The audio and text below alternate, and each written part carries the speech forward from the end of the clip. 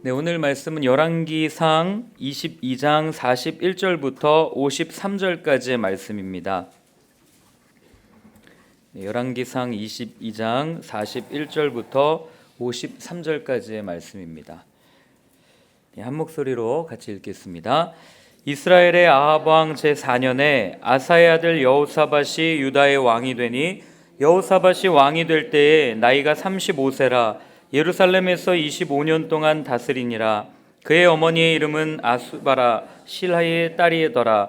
여호사밧이 그의 아버지 아사의 모든 길로 행하며 돌이키지 아니하고 여호와 앞에서 정직히 행하였으나 산당은 패하지 아니하였으므로 백성이 아직도 산당에서 제사를 드리며 분향하였더라. 여호사밧이 이스라엘의 왕과 더불어 화평하니라. 여호사밧의 남은 사적과 그가 부린 권세와 그가 어떻게 전쟁하였는지는 다 유대 왕 역대지략에 기록되지 아니하였느냐. 그가 그의 아버지 아사의 시대에 남아있던 남색하는 자들을 그 땅에서 쫓아내었더라. 그때 에돔에는 왕이 없고 섭좀 왕이 있었더라. 여호사밧이 다시스에 선박을 제조하고 오빌로 금을 구하러 보내려 하였더니 그 배가 에시온게벨에서 파선하였으므로 가지 못하게 되매 아합의 아들 아하시아가 여호사밧에게 이르되 내 종으로 당신의 종과 함께 배에 가게 하라 하나 여호사밧이 허락하지 아니하였더라. 여호사밧이 그의 조상들과 함께 잠에 그의 조상 다윗성에 그의 조상들과 함께 장사되고 그의 아들 여호람이 대신하여 왕이 되니라. 유다의 여호사밧 왕 제7년 17년에 아합의 아들 아하시아가 사마리아에서 이스라엘의 왕이 되어 2년 동안 이스라엘을 다스리니라. 그가 여호와 앞에서 악을 행하여 그의 아버지의 길과 그의 어머니의 길과 이스라엘에게 범죄하게 한 느밧의 아들 여로보암의 길로 행하며 바알을 섬겨 그에게 예배하여 이스라엘의 하나님 여호와를 노하게 하시기 그의 아버지의 온갖 행위같이 하였더라. 아멘. 오늘 본문은 이제 드디어 열왕기상의 마지막 부분입니다. 원래 열왕기 상하는 한 권으로 되어 있었던 책입니다. 그런데 편의상 편의상 상하 두 부분으로 나뉘어져서 이 여호사밧과 아하시아라고 하는 왕이 이렇게 대조되어서 나타나는 그 부분 중에서 이 아하시아 왕, 북이스라엘의 아하시아 왕을 말하는 장면에서 이렇게 나뉘어지게 됩니다. 아하시아 왕에 대해서는 이 열왕기하 1장에 아주 자세하게 기록이 되어 있고요. 오늘은 51절부터 53절까지 아주 짧게 이렇게 기록되어 있습니다. 유다의 여호사밧 왕 제17년에 아합의 아들 아하시아가 사마리아에서 이스라엘의 왕이 되어 2년 동안 이스라엘을 다스리니라. 그가 여호와 앞에서 악을 행하여 그의 아버지의 길과 그의 어머니의 길과 이스라엘에게 범죄하게 한 느밧의 아들 여로보암의 길로 행하며 바알을 섬겨 그에게 예배하여 이스라엘의 하나님 여호와를 노하시게 하기를 그의 아버지의 온갖 행위같이 하였더라. 이렇게 표현하고 있습니다. 북이스라엘의 이 아하시아는 선한 것이라고는 찾아볼 수 없는 그런 악한 왕입니다. 오늘 본문에 따르면 그는 하나님을 섬겨야 될 자신의 본분을 잊어버린 채 바알을 섬기고 그리고 아합의 길 그리고 이세벨 어머니였죠. 이세벨의 길 그리고 또 그 북이스라엘을 멸망의 길로 인도했던 여로보암의 길을 걷고 있다라고 성경은 표현하고 있습니다. 아버지 아합으로부터 어떤 훈련을 받았는지는 잘 모르겠습니다만은 오늘 이 아하시아의 모습을 통해서 느낄 수 있는 한 가지는 이 죄라고 하는 이 습성은 누가 누구에게 이렇게 전달하거나 가르치지 않아도 스스로 그 죄가 이렇게 번성해져 가고 자라나는 것을 이렇게 보게 됩니다. 아하시아라고 하는 이 왕은 아버지 아합으로부터 무엇을 배웠겠어요? 아버지가 하는 것 보고 그대로 이렇게 배우지 않았겠습니까? 그런데 스스로 그 죄의 씨앗이 마음에 떨어지자 그가 무엇을 훈련하지 않아도 스스로 죄가 이렇게 장성하는 것들을 보게 됩니다. 그래서 오늘은 이 여호사밧 왕이 누구인가, 이 왕에 대해서 우리가 함께 좀 살펴보고자 합니다. 41절과 42절을 한번 같이 읽어보도록 하겠습니다. 이스라엘의 아합 왕 제4년에 아사의 아들 여호사밧이 유다의 왕이 되니 여호사밧이 왕이 될 때의 나이가 35세라 예루살렘에서 25년 동안 다스리니라. 그의 어머니 이름은 아스바라 시리의 딸이더라. 이 여호사밧이라고 하는 왕은 남유다의 6번째 왕입니다. 아사의 아들이었고 그는 35세에 즉위를 해서 25년 동안 치리를 합니다. 그의 통치 기간 동안 상대적으로 북쪽에는 어떤 왕들이 있었냐면 바로 아합과 아하시아라고 하는 어쩌면 이스라엘 역사상 가장 악랄했던 왕들이 통치하는 시기였습니다. 이런 시기에 여호사밧이라는 왕이 어떠한 일들을 행했느냐면 오늘 이 열왕기상 본문에 보면 불과 한 10절 정도밖에 나오지 않습니다. 그러나 역대하의 본문에 보면 한 4장 정도 이 여호사밧이라고 했던 왕이 행했던 일들을 자세하게 소개하고 있습니다. 몇 가지를 좀 살펴보면요. 먼저 그는 이 하나님의 말씀을 너무나도 귀하게 여겼습니다. 그래서 그 하나님의 말씀이 기록된 율법책을 가르쳤고 제사장들을 각 지역으로 순례를 시킵니다. 그래서 오늘날 용어로 얘기하면 제사장 순례 부흥회를 개최합니다. 그래서 이곳저곳에서 하나님의 말씀이 가르쳐지고 그 하나님의 말씀이 울려 퍼지도록 하는 일들을 합니다. 그리고 또 국고성들, 이 성읍들을 견고하게 보수하고 군대를 주둔시켜서 굉장히 막강한 나라를 만들게 되죠. 그리고 이 사법기관을 정비합니다. 재판제도를 정비합니다. 그래서 불이하게 이 재판이 이루어지지 않도록 그 여호사밧 왕은 공의를 행하는 그런 왕으로 이렇게 표현이 됩니다. 오늘 본문에도 그의 장단점을 오늘 본문의 한 구절이 정확하게 이야기를 해줍니다. 43절을 같이 한번 읽어보겠습니다. 여호사밧이 그의 아버지 아사의 모든 길로 행하며 돌이키지 아니하고 여호와 앞에서 정직히 행하였으나 산당은 패하지 아니하였으므로 백성이 아직도 산당에서 제사를 드리며 분향하였더라. 이렇게 표현하고 있습니다. 여호사밧 왕이 아버지의 길로부터 돌이키지 아니하였다라고 이렇게 표현하고 있습니다. 이 돌이키지 아니하였다라는 히브리어 단어가 로 사르 밈넨누라는 단어예요. 이 로는 무엇이 아니다. 그다음에 사르는 그 돌아서지 아니하다. 그다음에 밈넨누는 무엇으로부터 민넨누 이런 단어거든요. 그러니까 무엇으로부터 그리고 어느 것으로부터 떠나지 않았는가? 우리가 생각을 해본다면 이 단어 안에 다 들어있는 거죠. 밈넨누라는 단어는 민과 넨누라는 단어가 합쳐진 말이에요. 민은 뭐뭐로부터, 넨누는 3인칭 접두사입니다. 그로부터. 그러니까 이 여호사밧 왕이 무엇으로부터 떠나지 않은 거예요? 그로부터 떠나지 않은 거죠. 그가 누구를 지칭하겠습니까?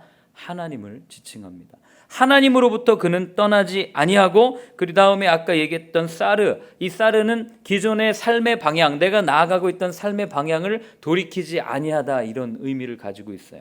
그러니까 여호사밧 왕은 하나님으로부터 떠나지 아니하고 하나님을 따라가는 이 길을 그 길로부터 돌아서지 아니한, 즉 불신앙의 길을 걷지 아니하고 늘 하나님을 의식하고 하나님을 사랑했던 왕이었다라는 것을 오늘 이 한 절을 통해서 우리는 알 수 있습니다. 여호사밧 왕은 그렇게 하나님을 의식하고 살았던 왕이었습니다. 그런데 오늘 하반절에 뭐라고 표현되어 있냐면 그렇게 정직하게 행하였지만 그가 산당은 패하지 아니하였다라고 이렇게 표현하고 있습니다. 여러분, 이 산당이 뭡니까? 이 산당으로 표현되는 이 단어가 어떤 것을 상징하냐면 보통 이 숭배 사상과 연관이 되어 있습니다. 이 산당이라는 단어 바마는 높은 곳이라는 단어예요. 그러니까 고대 사회에서 높은 곳에 주로 무엇을 두었겠습니까? 하늘을 숭배하고 자신들이 섬기는 신을 숭배하던 그런 제단을 놓는 곳이 높은 곳에 있었죠. 그래서 이 산당은 높은 곳, 즉 이방신을 숭배하는 숭배지였던 것을 우리는 알게 됩니다.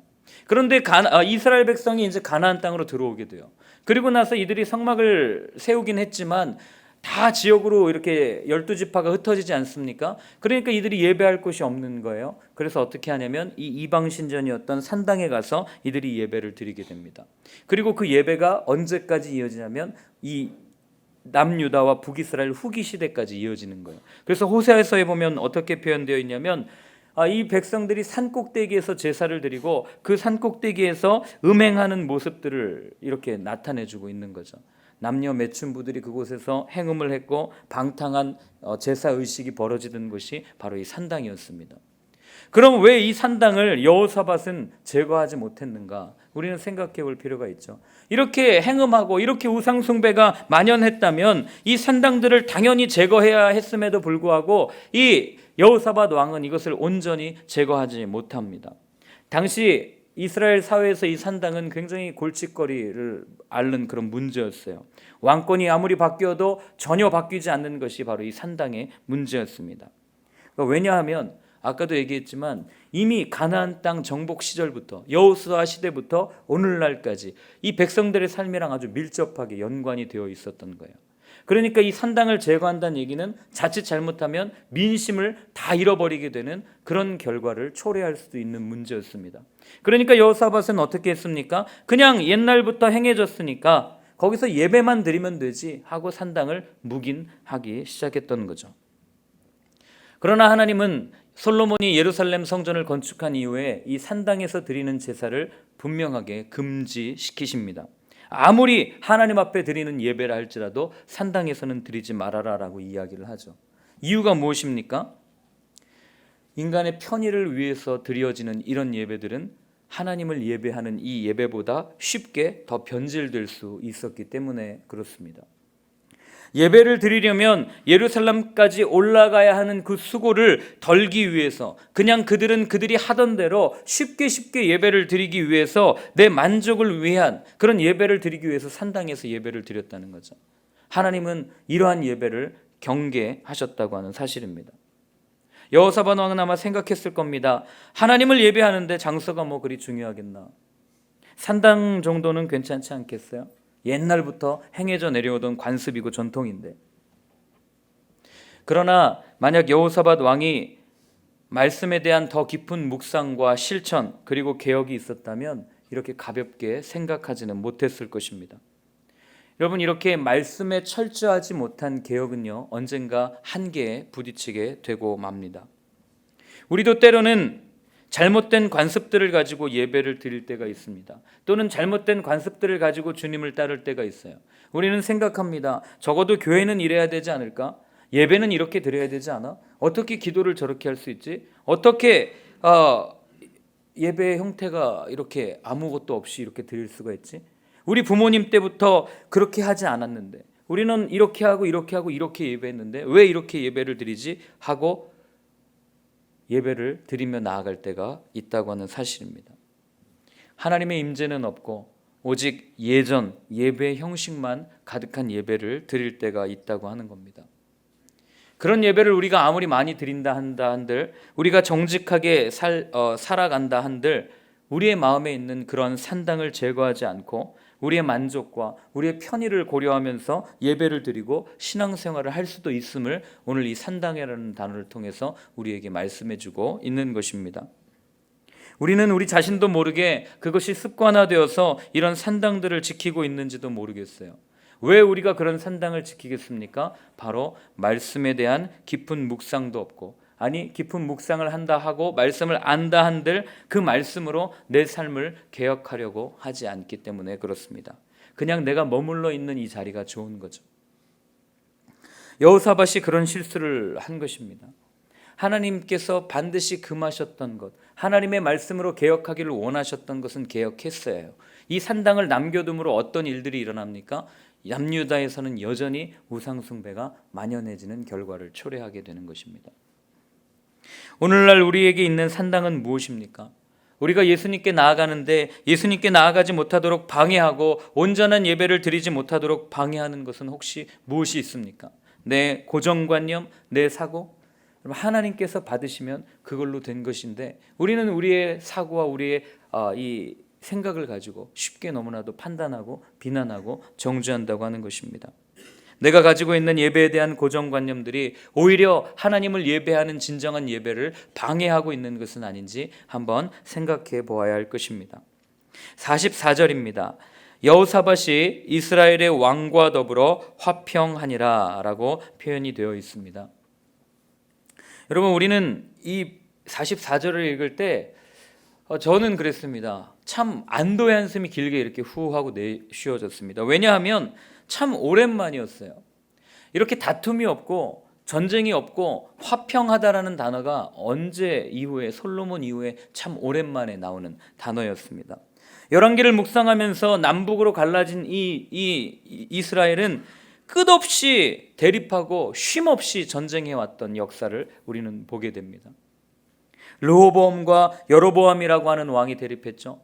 또 르호보암과 아비야라고 하는 왕이 대립했고 바하사와 아사라고 하는 왕이 계속해서 대립하다가 드디어 여호사밧 왕 때에 이렇게 화평이라는 단어를 통해서 남북이 서로 평화로운 관계를 유지했다라는 것을 말해주고 있는 것입니다.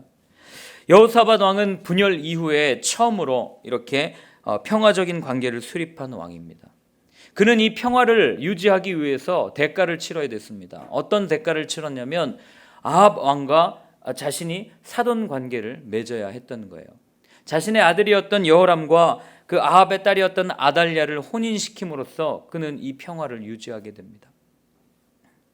여러분, 이 모습을 보면서 야, 참 오랜만에 온 평화다, 참 좋다라고 생각할 수도 있겠지만 한 번 더 생각을 해보면 과연 오늘 여기에 기록되고 있는 화평, 이 평안이 정말 진정한 평화인가 우리는 한번 생각해 볼 필요가 있습니다.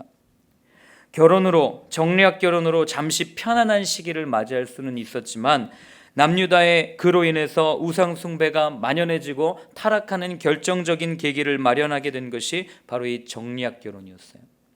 비록 그들은 편안한 시기를 맞을 수 있을지는 모르겠지만 결과적으로는 하나님과의 관계를 깨어버리고 평안하지 않은 시기로 접어들게 되는 것을 보게 됩니다. 여러분, 이것을 보면서 우리가 알 수 있는 것은 영적 싸움에는 절대로 타협이 없다고 하는 겁니다. 사도 바울이 이야기합니다. 의와 불법이 어찌 함께 같이 섞일 수 있겠느냐 이렇게 얘기합니다. 빛과 어두움이 어찌 같이 있을 수 있겠느냐 이렇게 이야기합니다. 거짓과 진리가 섞일 수 있는 것이 아니라는 거예요. 죄는 타협할 대상이 아님을 분명하게 이야기해주고 있는 것입니다. 적당히 타협하면 내 삶이 편안해지겠지, 내 삶이 조금 더 나아지겠지. 여러분, 이것이 진짜 평화일 수는 없다고 하는 거예요. 왜냐하면 역대하 본문에 보면 이렇게 우상 숭배를 하고 북이스라엘과 인위적으로 평화 협정을 맺어가는 이 여호사밧 왕을 성경은 뭐라고 표현하냐면 심히 악을 행했다라고 비판하는 것을 우리는 보게 됩니다. 뭐 조금 그럴 수 있지 않겠어요? 조금 더 편하게, 조금 더, 그래도 모든 사람들이 평안하게 사는데 이 정도는 내가 희생해야 되지 않겠어? 하고 결혼시킬 수 있습니다. 그러나 거기에서부터 뿌려진 이 작은 죄악의 씨앗이 나중에는 어마어마한 죄의 열매를 맺게 되고 결국에는 남유다를 멸망시키는 놀라운 결과를 초래하게 된다는 것을 우리는 기억해야 됩니다. 여러분, 우리가 아주 작은 죄라고 해도요, 그게 우리 마음에 한번 뿌려지면요, 여러분 한번 경험해 보시지 않았습니까? 조금만 불편해서 마음에 욱해서 거친 말이 나오고 조그만한 죄악이 우리 마음에 뿌려지면요, 그로 인한 스트레스와 그로 인한 열매는요, 우리가 상상할 수 없는 것들을 보게 된다고 하는 사실입니다. 오늘 본문의 48절과 49절에도 보면요, 중개무역을 합니다. 여호사밧이 다시스의 선박을 제주하고 오빌로 금을 구하려 보냈더니 그 배가 에시온geb에서 파선했습니다. 그래서 북이스라엘의 아하시아 왕이 우리 다시 한번 잘해봅시다라고 사신을 보내지만 이 여호사밧 왕이 그것을 거절하는 것을 보게 됩니다. 여러분, 왜 중개무역을 합니까? 생각해 보십시오. 인위적으로 하나님의 뜻도 아니고 자신의 뜻대로 인위적으로 이 평안을 유지하려고 하니까 얼마나 많은 돈이 들겠어요. 그쪽에서 요구하면 요구하는 대로 다 갖다 줘야 되지 않겠어요? 그래서 여호사밧이 아합 왕 때 북이스라엘로 내려가지 않습니까? 이 당시에는 북이스라엘이 갑이었고 남유다가 을이었던 거예요. 여기서 요구하면 이 평화를 유지하기 위해서 어쩔 수 없이 가서 다 갖다 줘야 되는 거죠. 그러니 얼마나 많은 돈이 들었겠습니까? 이 오빌이라고 하는 도시는 아라비아 남쪽에 있는 위치인데요, 그곳에 나는 금을 가져다가 부를 축적하기 위해서 중개무역을 하려고 했던 모습이 오늘 드러나고 있는 거죠. 그러나 물론 나중에는 하나님의 말씀을 듣고 나중에 돌이키기는 하지만 그 중개무역을 하려고 했던 의도는 결국 인위적으로 자신이 만들어 놓은 평안을 유지하려고 했다고 하는 것입니다. 여러분, 우리가 지난 3일 동안 계속해서 살펴본 내용의 핵심이 무엇입니까? 결국 이거였습니다. 세상의 관점이 아닌 하나님의 관점으로 좀 보자, 이 얘기였고요. 세상의 법칙이 아닌 하나님의 말씀에 비추어 사는 삶, 그것을 하나님께서 우리에게 원하신다라는 것을 함께 나누었습니다. 오늘 나오는 여호사밧 왕도요, 세상의 관점으로 보면 얼마나 훌륭합니까? 얼마나 위대합니까?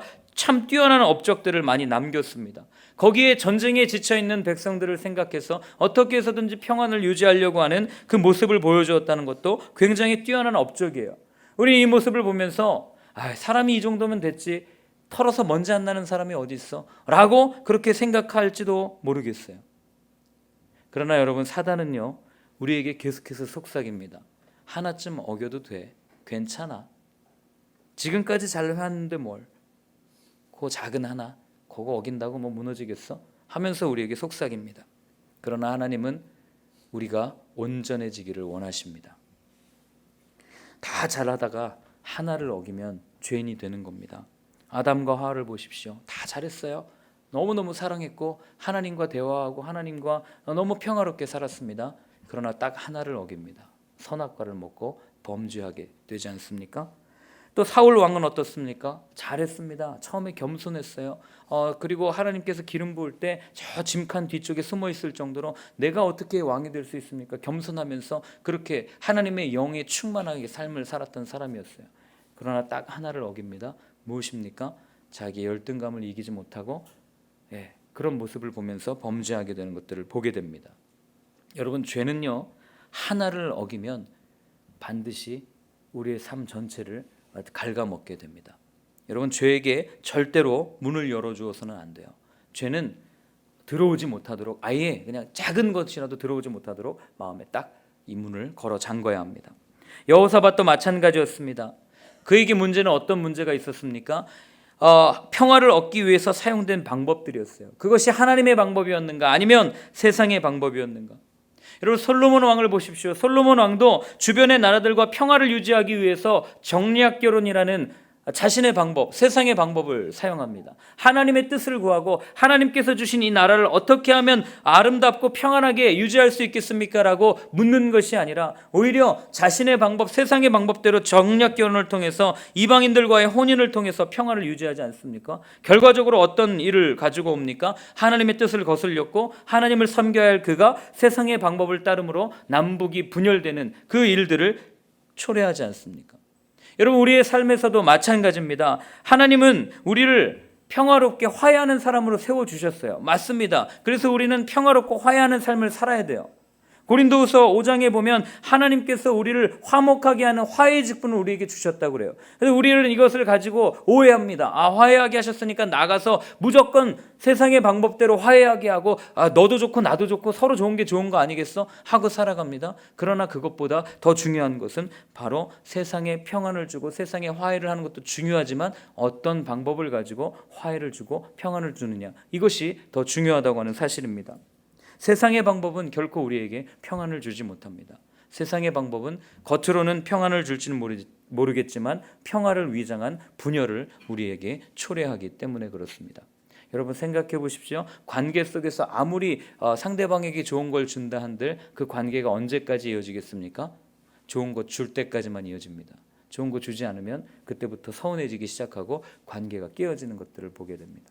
여러분, 만약에 우리가 어떤 사람을 정말 사랑하고 어떤 사람을 정말 화해하고 어떤 곳을 정말 하나님의 나라가 임하게 하기를 원한다면 여러분, 그곳에 선물을 주기보다는 그곳을 위해서 기도해야 될 줄로 믿습니다. 하나님의 방법대로, 하나님의 뜻대로 기도하며 나아갈 때 하나님께서는 우리에게 진정한 평안, 진정한 평화, 하나님의 나라가 임하게 하여 주실 줄로 믿습니다. 우리 이 시간에 함께 같이 기도할 때요, 이렇게 기도했으면 좋겠습니다. 우리가 지난 4일 동안 살펴본 것처럼 하나님, 우리가 세상의 관점을 가지고 우리를 바라보는 것이 아니라 하나님의 관점을 가지고 우리를 바라볼 수 있도록, 그런 눈이 열릴 수 있도록 여러분 기도하시고요. 그리고 두 번째로는 죄에게 문을 열어두지 아니할 수 있도록 죄와 타협하지 않는 거룩한 삶을, 하나님께서 원하시는 순결한 삶을 살아갈 수 있는 저희들 될 수 있도록 이 시간 함께 같이 기도하도록 하겠습니다.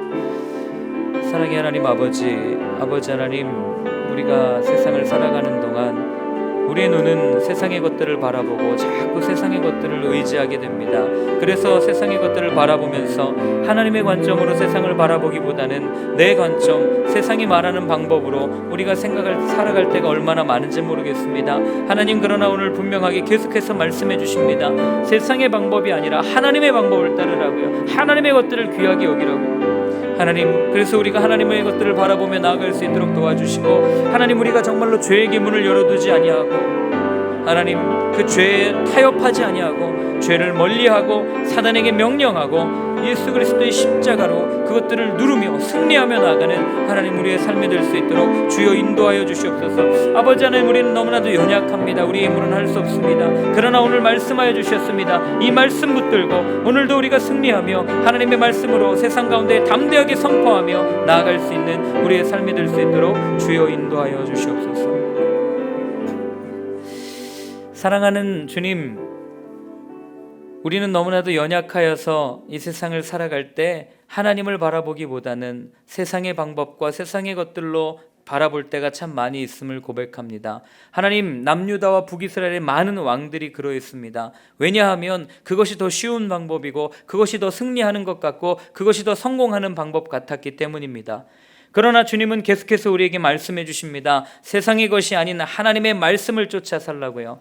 하나님, 우리가 그렇게 어리석어 보일지라도 하나님의 말씀을 붙들고 순종하며 한 걸음 한 걸음 나아가는 저희들의 삶이 될 수 있도록 주님 인도하여 주시옵소서. 죄에게 문을 열어두지 아니하고 오히려 죄에게 명령하고 죄를 굴복시키고 더욱더 거룩한 주님의 신부로서 살아갈 수 있는 저희들 될 수 있도록 주여 인도하여 주시옵소서. 이제는 하나님의 방법으로 우리에게 화목을 허락하여 주신 예수 그리스도의 은혜와 산당을 제거하고 진정한 평안을 누리기를 원하시는 아버지 하나님의 크신 사랑하심과 그 길로, 그 평안한 길로 인도하시는 성령님의 역사가 죄에게 문을 열어두지 아니하고 더욱 거룩하게 살기를 다짐하는 이 자리에 함께 예배하는 모든 분들 위해, 그리고 함께 예배하는 모든 분들 위해 이제로부터 영원까지 늘 함께하여 주옵시기를 간절히 축원하옵나이다. 아멘.